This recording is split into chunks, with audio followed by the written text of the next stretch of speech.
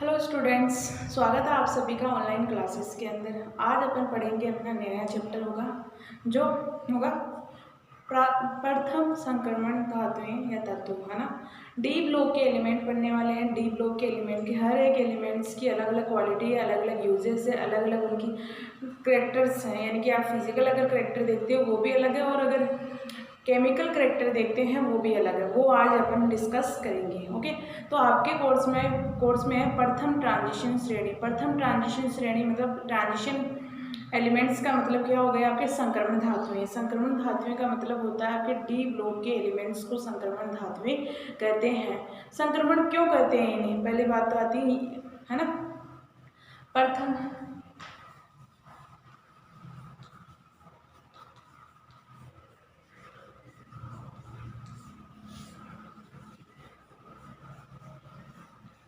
अपन पढ़ रहे हैं प्रथम संक्रमण धातुएं। प्रथम संक्रमण में धातुएं होती क्या है, इन्हें संक्रमण क्यों कहा जाता है, ये देखो आपके डी ब्लॉक से रिलेटेड है। यानी कि अपन डी ब्लॉक पढ़ते हैं। डी ब्लॉक के अंदर जितनी भी धातुएं आती है, जितने भी मेटल्स आते हैं, वो आपके क्या होते हैं, संक्रमण धातुएं आती है। इन्हें संक्रमण क्यों कहा जाता है, और धातुओं को अपन संक्रमण, जैसे एस ब्लॉक को अपन संक्रमण धातुएं नहीं बोलते, डी ब्लॉक के एलिमेंट को संक्रमण नहीं बोलते, केवल इन्हीं ही संक्रमण धातुएं बोलते हैं। क्यों? क्योंकि इनमें एक स्पेशल केस होता है इलेक्ट्रॉन ट्रांजिशन का। डी ब्लॉक के एलिमेंट्स में सबसे ज्यादा इलेक्ट्रॉन ट्रांसफर होते हैं। अगर मान ले आपके पास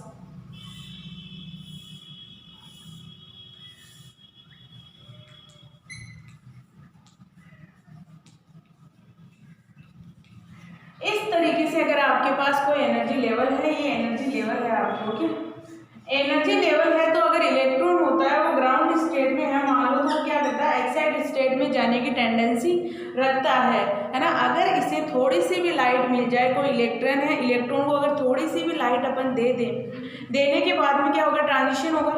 इनमें सबसे ज्यादा ट्रांजिशन पाया जाता है, इसीलिए अपन डी ट्रांजिशन कहते हैं। ओके, या कह सकते हैं कि इनके अंदर क्या होता है, इलेक्ट्रॉन संक्रमण होता है, इसकी वजह से इन्हें संक्रमण धातुएं भी कहते हैं। ओके, डी ब्लॉक के अंदर आपके सब प्रथम श्रेणी के जो भी तत्व है, जैसे स्केडियम, टाइटेनियम, वेनेडियम, क्रोमियम, मैग्नीज, वो सब आपके क्या है, सिलेबस में है, तो उनके बारे में आज डिस्कस करेंगे। पहले देखते हैं डी ब्लॉक के एलिमेंट्स है कौन कौन से। ओके,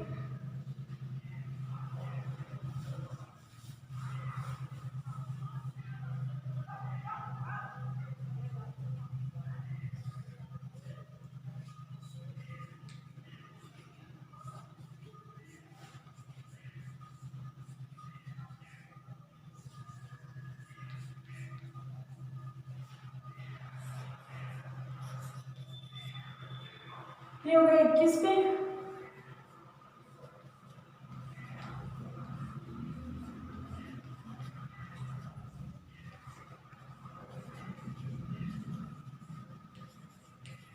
ये आपके प्रथम संक्रमण धातुएं, यानी कि scandium, titanium, vanadium, chromium, manganese, ferrous, cobalt, nickel, copper, zinc, ये आपके प्रथम संक्रमण धातु है जो आपके सिलेबस में है। इसके बारे में अपने को पढ़ना है। पहले अपन देखेंगे स्केडियम में क्या प्रेजेंट होता है, इनका इलेक्ट्रॉनिक विन्यास कैसा होता है, इनकी केमिकल प्रॉपर्टी क्या होती है, इनकी फिजिकल प्रॉपर्टी क्या होती है, बस इतना ही अपने को देखना है। इनका कॉन्फ़िगरेशन मेन है कि इनका इलेक्ट्रॉनिक कॉन्फ़िगरेशन किस तरीके से रिप्रेजेंट किया जाता है। तो डी ब्लॉक में अपने पास सभी देख लेते हैं एक बार।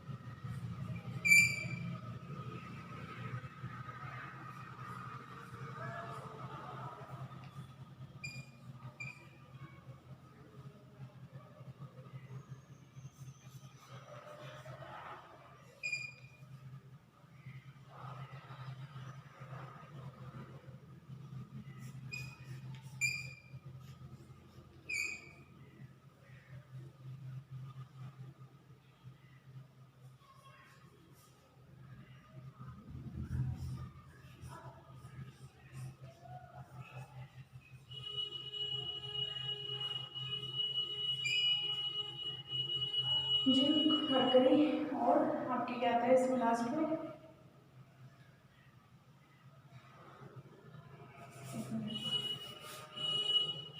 आपके इस तरीके से इसमें लिखे हुए हैं आपके पास जिंक जगह प्रथम संक्रमण धातु होगी zinc, scandium, titanium, vanadium, chromium, manganese, ferrous, cobalt, nickel, है ना। तो अब अपन देखेंगे कि इनमें प्रथम संक्रमण श्रेणी धातुओं के अंदर इलेक्ट्रॉनिक विन्यास क्या होता है और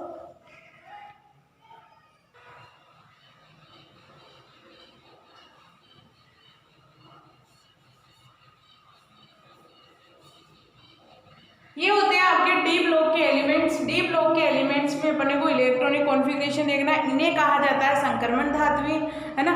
और जो मेन ब्लॉक एलिमेंट किन्हें कहा जाता है, आपके एस और पी को मिलाकर अपन मेन ब्लॉक एलिमेंट कहते हैं और इन्हें कहा जाता है प्रथम संक्रमण धातुएं। प्रथम संक्रमण धातुओं संक्रमण धातुएं आपके डी ब्लॉक के एलिमेंट्स हैं। आप अभी इन्हें याद रखोगे कैसे, आपको देखो स्केडियम, टाइटेनियम, वेनेडियम 30 तक तो सबको याद रहते हैं, इनमें कोई दोहराई नहीं है। Scandium, titanium, vanadium, chromium, manganese, ferrous, cobalt, nickel, copper, zinc, ये है हो गया। अब इनको याद करने का मेथड क्या है, फर्स्ट अपन ये देख लें स्काइला, फर्स्ट हो गया अपना, अगर इसे याद रखेंगे ना स्काइला,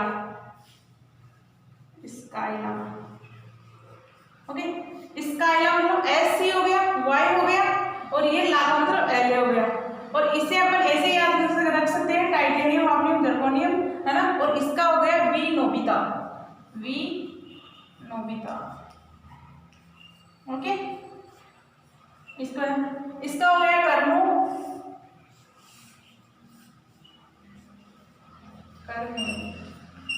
ओके, कर सी आर मो, कर मो एम ओ, फिर कर मो ओ, यानी कि अपन लिख सकते हैं डब्ल्यू, है ना, अंडरस्टैंड। फिर यहाँ हो गया मन टेक रे, मन टेक रे, ओके। और ये हो गया आयरन को रुलाकर ऑस्कर मिला, ओके। आयरन एफ ही हो गया, रुलाकर आर ही हो गया, ऑस्कर हो गया, है ना। तो आयरन को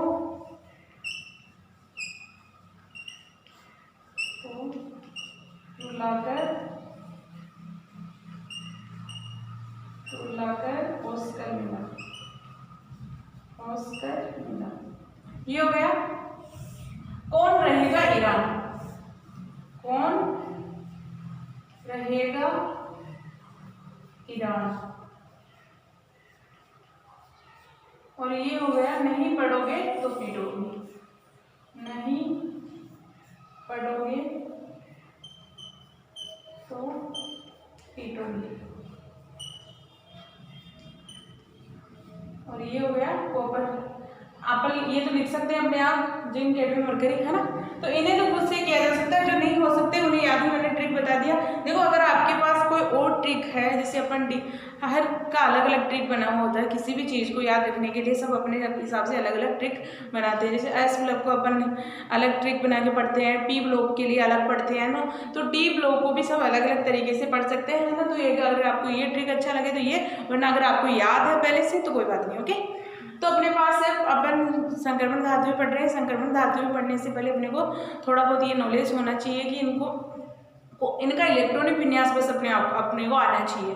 इलेक्ट्रॉनिक विन्यास सबसे ज़्यादा मैटर करता है यहाँ, क्योंकि जब ये कॉम्प्लेक्स बनाएंगे तो आपको केवल इलेक्ट्रॉनिक विन्यास की ज़रूरत है और किसी की नहीं है ना। अगर इलेक्ट्रॉनिक विन्यास याद है तो कोई बात नहीं। तो अपने पास हो गया स्काइला, स्केडियम, यूरेडियम और ल्यूटेशियम होगा, लेंथेनम, सॉरी लेंथेनम, स्काइला अपन कह सकते हैं इसे। फिर इसका टाइटेनियम, हार्नियम, जर्कोनियम ऐसे ही याद रखा जा सकता है, वी नोबिता, है ना। तो वेनेडियम वाले को वी नोबिता याद रख सकते हैं। इसमें क्या हो गया, कर्मो हो गया, इसमें मन टेक रे, है ना, यानी आयरन को रुलाकर ऑस्कर मिला, है ना। तो इसमें हो गया कौन रहेगा ईरान, हो गया। इसमें हो गया नहीं पढ़ोगे तो पिटोगे, है ना। तो ये अपने आगे के याद रख सकते हैं ऐसे। तो जो याद नहीं होते उनके ट्रिक बना दिए, जो याद हो जाए उनका तो कोई जरूरत नहीं है। अब अपन देखेंगे इनके बाह्य कोश में कितने इलेक्ट्रॉन है। इलेक्ट्रॉन्स देखना होगा कि बाह्य कोश में कितने इलेक्ट्रॉन है, इनका इलेक्ट्रॉनिक विन्यास देखना होगा कि किस तरीके से इन्हें निकाला जाता है। देखो प्रथम संक्रमण श्रेणी के जब इलेक्ट्रॉनिक विन्यास निकालते हैं तो अपने पास क्या रहते हैं, 3d4s के अंदर इलेक्ट्रॉन फिल किए जाते हैं। 3d4s के अंदर इसमें आपके प्रथम संक्रमण श्रेणी के अंदर इलेक्ट्रॉन भरे जाते हैं 3d4s में। और इसमें भरे जाते हैं आपके 4d 5s में, ओके, और इसमें भरे जाते हैं 5d 6s के अंदर, ओके। तो इलेक्ट्रॉन मोस्टली इनमें फिल किए जाते हैं। अब देखना है कि बाह्यतम कोश में इलेक्ट्रॉन कितने प्रेजेंट होते हैं इनमें। देखो स्केडियम में आपके 3 होंगे, इसमें 4 होंगे, इसमें 5 होंगे, इसमें 6 होंगे, इसमें 7 होंगे, इसमें 8 9 10 11 12, ओके। तो इस तरीके से इनमें इलेक्ट्रॉन्स होते हैं। अगर आपसे पूछा जाए कि ओस्मियम के कितने इलेक्ट्रॉन हैं, ओस्मियम में बाह्यतम कोश में कितने इलेक्ट्रॉन पाए जाते हैं, ओस्मियम में बाह्य इलेक्ट्रॉन कितने पाए जाते हैं, तो आप कितने बताओगे, 8 इलेक्ट्रॉन पाए जाते हैं। अगर आपके पास प्लेटिनम में पूछा जाए तो 10 इलेक्ट्रॉन पाए जाते हैं। 1 मिनट, ओके। और अगर आपके पास जिंक में पूछा जाए कि कितने बाह्यतम इलेक्ट्रॉन पाए जाते हैं, तो आपके 12 इलेक्ट्रॉन पाए जाते हैं, ओके।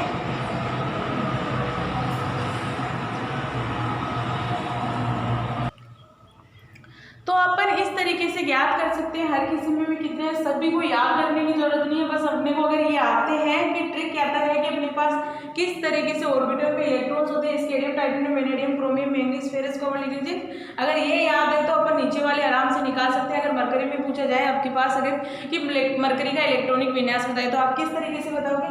आपके पास हो गया 5d के अंदर है और आपके पास किसमें है 6s के अंदर, 6 में आप 2 होंगे और 10 इसमें आ जाएंगे। तो अपन इजीली बता सकते हैं कि इलेक्ट्रॉनिक विन्यास कितना हो गया 5d 10 6s 2, है ना। तो अपने को रटने की जरूरत नहीं है, बस आपको आना चाहिए, कॉन्सेप्ट आना चाहिए। कॉन्सेप्ट से अपन निकाल सकते हैं किसी का भी इलेक्ट्रॉनिक विन्यास। अपन ये नहीं देखेंगे कि कितने इलेक्ट्रॉन होंगे, कितने परमाणु क्रमांक होगा। अगर आपको ये याद नहीं है, बस ये याद है कि किस में पाया जाता है, यानी कि आपके किस सीरीज में होता है आपके, है ना। जैसे फेरस, ओस्मियम आपको पता है फेरस वाली सीरीज में होता है। अगर आपको इलेक्ट्रॉनिक विन्यास निकालना है तो किस तरीके से करोगे, 5d में आएगा इलेक्ट्रॉन, तो आपको क्या पहले क्या करना है, s का तो कंप्लीट फिल करना है। 2 तो हो गए, बचे कितने 6 इलेक्ट्रॉन, तो अपने को 6 करना है। 5d 6 4s2 इलेक्ट्रॉन पाए जाते हैं।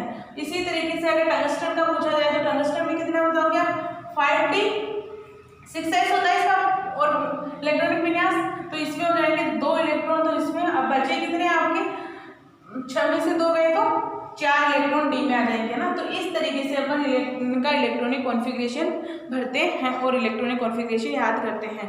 अब अपने तो केवल प्रथम संक्रमण श्रेणी है, प्रथम संक्रमण श्रेणी के अंदर इलेक्ट्रॉनिक विन्यास आपके 3d 4s के अंदर फिल किया जाता है, ओके।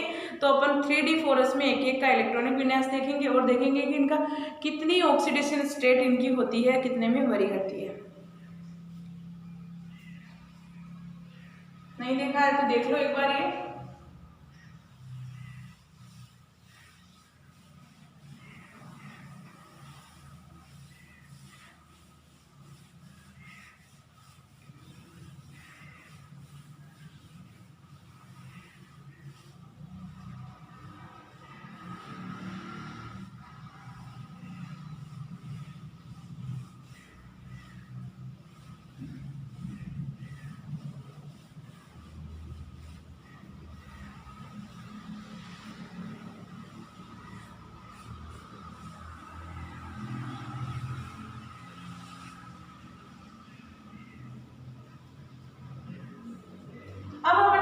इलेक्ट्रॉनिक विन्यास लिखना है कि इनका 1 by 1 इलेक्ट्रॉनिक विन्यास लिखते हैं। स्केडियम का अपने पास पता है कि अपने को बाह्यतम कक्ष में कितने पाए जाते हैं 3d 4s, और यहाँ क्या आ जाएगा आपके आर्गन आ जाएगा पहले, है ना। 18 इलेक्ट्रॉन इसमें हो गए और 18 और 3 कितने हो गए 21 हो गए। तो 21 नंबर पे आता है स्केडियम। तो इस तरीके से अपन लिख सकते हैं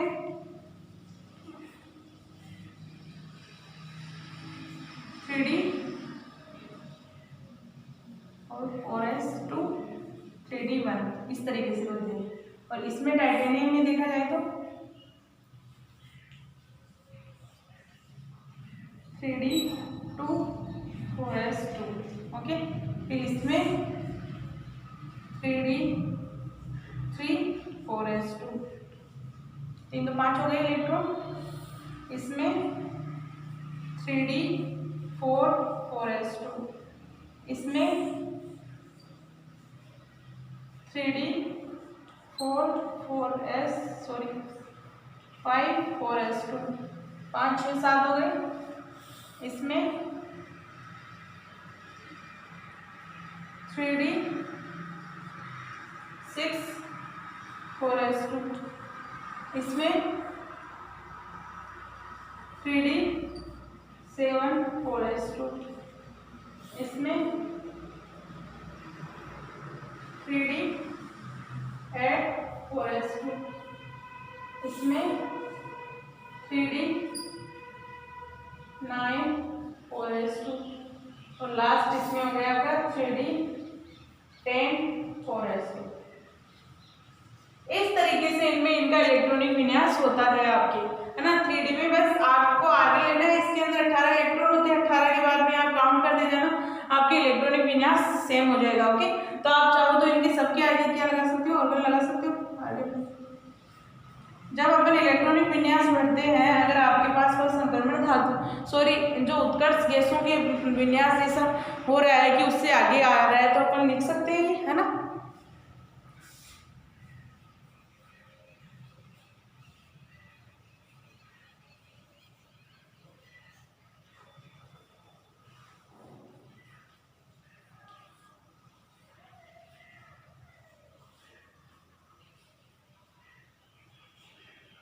ये हो गया आपका इलेक्ट्रॉनिक विन्यास।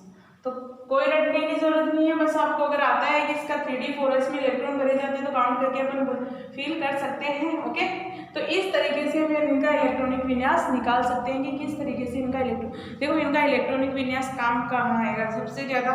जब अपन कोऑर्डिनेशन केमिस्ट्री पढ़ रहे थे, कोऑर्डिनेशन केमिस्ट्री में क्या था, अपन ये कॉम्प्लेक्स बनाने की टेंडेंसी रखते हैं, सबसे ज़्यादा कॉम्प्लेक्स बनाने की टेंडेंसी रखते हैं आपके डी ब्लॉक के एलिमेंट्स। तो डी ब्लॉक के एलिमेंट्स की कॉम्प्लेक्स बनाने की टेंडेंसी रखते हैं, तो इनका अपन क्या करेंगे, 18 इलेक्ट्रॉन रूल्स भी देखेंगे, जब भी काम आएगा अपनी। और अगर इलेक्ट्रॉनिक ट्रांसफर करें तब भी काम, अगर चुंबकीय गुण आघूर्ण निकाल रहे हैं तब भी काम आ रहा है, यानी कि हर जगह अगर ऑक्सीडेशन स्टेट निकालेंगे तब भी आपका क्या होगा, इलेक्ट्रॉनिक विन्यास काम में आएगा कि कितने इलेक्ट्रॉन के भायतम कक्ष में पाए जाते हैं। तो अपने को बस ये याद रखना है इनमें कि कितने पाए जाते हैं। स्केडियम में 3 इलेक्ट्रॉन भायतम कक्ष में पाए जाते हैं, टाइटेनियम में 4 पाए जाते हैं, वेनेडियम में 5 पाए जाते हैं, क्रोमियम में 6 पाए जाते हैं, मैग्नीज 7 पाए जाते हैं, और फेरस में 8 पाए जाते हैं, और कोबाल्ट के अंदर आपके 9 पाए जाते हैं, निकिल में 10 इलेक्ट्रॉन पाए जाते हैं, कॉपर में 11 पाए जाते हैं, और जिंक में आपके 12 इलेक्ट्रॉन पाए जाते हैं। ओके, तो अपने पास अपन अब देखेंगे इलेक्ट्रॉनिक विन्यास भी हो गया, अपने इलेक्ट्रॉनिक विन्यास भी देख लिया। अब देखेंगे कि इनका संक्रमण धातुएं हैं तो किस तरीके से ट्रांजिशन होगा। देखो डी ब्लॉक के एलिमेंट है, डी ब्लॉक में अंदर ट्रांजिशन क्यों होता है, जब अपन डी ऑर्बिटल्स की स्ट्रक्चर देख रहे थे, जब अपन ने डी ब्लॉक की ऑर्बिटल स्ट्रक्चर देखी, डिफरेंट थी, यानी कि एक्सिस के ऊपर थी एक संरचना, तो 3 संरचना तो आपके एक्सिस के बीच में थी, 2 संरचनाएं आपके एक्सिस के ऊपर थी। जब शेप देख रहे थे डी ऑर्बिटल्स की, डबल डबलाकार होती है, उस डबल डबलाकार को किस तरीके से एक्स वाई एक्सिस पर अरेंज किया जाता है वो देख रहे थे। तो उसमें अपन ने देखा था कि 2 प्रकार के अपने पास स्प्लिटिंग होती है, यानी कि डी ऑर्बिटल्स का विपाटन पाया जाता है। तो उस विपाटन के आधार पर क्या होता है, इलेक्ट्रॉन का ट्रांसफर होगा। इलेक्ट्रॉन का ट्रांसफर हो रहा है, इसीलिए अपन संक्रमण धातुएं कहते हैं। ओके, तो ये हो गया अपना। अगर इसमें अपने को और क्या पूछ सकते हैं कि इनका अब ऑक्सीडेशन नंबर बताओ, साथ में ये पूछेंगे कि स्केडियम का क्या यूजेस है, टाइटेनियम का क्या यूजेस है, वेनेडियम का यूजेस। देखो आपको हर एक एलिमेंट की अलग अलग स्टडी करनी होगी। स्केडियम वालों इसका इलेक्ट्रॉनिक विन्यास भी देखना होगा, इसकी ऑक्सीकरण संख्या, इनकी कॉम्प्लेक्स बनाने की टेंडेंसी किस तरह के, क्या अष्टफल के संकुल भी बनाते हैं या चतुष्फल के संकुल भी बनाते हैं, तो कितने प्रकार के आपके संकुल बनाने की इसमें होती है प्रोसेस। ये यूजेस कहाँ होते हैं अपन देखें तो डेली लाइफ में यूजेस क्या क्या है। जैसे अपने पास कोबाल्ट है, कोबाल्ट का यूजेस पूछे कि कोबाल्ट का यूज क्या है, तो अपन कह सकते हैं अगर ये क्या होता है, एक दुर्गम वर्दी होती है ना, वर्दी को क्या होता है, रोकता है। इसके आइसोटोप्स होते हैं, है ना, कोबाल्ट के, कोबाल्ट से आइसोटोप का यूज किया जाता है, क्योंकि आइसोटोप है मतलब कि क्या करेगा, कोई भी रेडिएशन क्या करेगा, बाहर निकालेगा। जैसे आयरन हो गया, तो इनके आइसोटोप क्या करते हैं, इनके आइसोटोप का यूज़ किया जाता है कैंसर के उपचार के अंदर ना।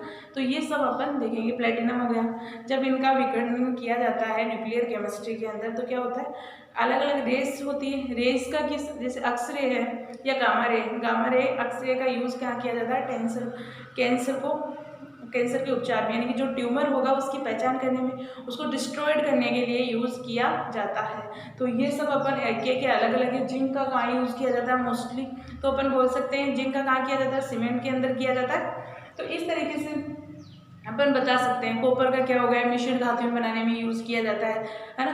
तो ये सब अपन 1 बाय 1 स्टडी इनकी करेंगे। ओके, तो आज के लिए काफ़ी है इतना।